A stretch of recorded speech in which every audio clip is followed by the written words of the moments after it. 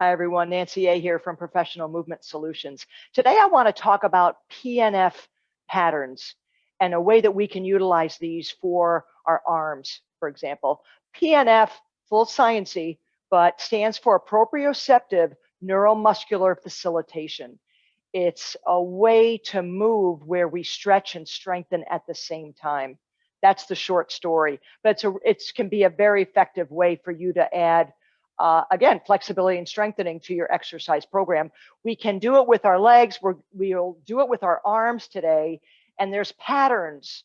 There are patterns, and they're very functional, real life patterns that we do a lot that are the focus of this type of exercise. So with that, I want to show you there's two for the arms. And my patients over the years have nicknamed these. The first one being the telephone. So there are, again, patterns that we can do with our arms to help stretch and help strengthen them. And it uses multiple joints and multiple muscles.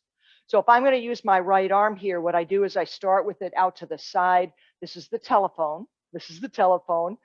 Palm back. And what I'm going to do is I'm going to raise this arm up, bending the elbow, moving the shoulder in a certain way, and bringing my hand, my fist, to my ear. Hence the telephone. And then we're going to turn and then open the hand and bring it back. So I'll do a few more, right? So we bring it back, we make a fist, and we bring it to our opposite ear, and then we bring it back down, all right? So the telephone, right? They're called D1 and D2 patterns. Don't worry about that. We'll worry about that as therapists, right? And then back down. Okay, so that's one of them, the telephone. Again, moving our joints and using our muscles really from the shoulder all the way down to our fingertips. So the second one has been nicknamed the sword. Okay, and here what you're going to do is make a fist, and the thumb side of your fist is going to be on the opposite hip. Okay, or pelvis area, right? So it starts here. And then what we're going to do is we're going to open up the hand and bring it up like we're asking a question, right? That kind of thing. And then we bring it back and we bring that fist, close that fist again to the opposite hip. And then we bring it back up again. And then close that fist and bring it back down. Okay.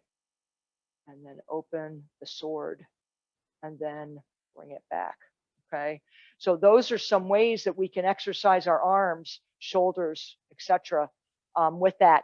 Some people will advance that to having weight in their hand, and if that's the case, obviously the hand has to be closed all the way.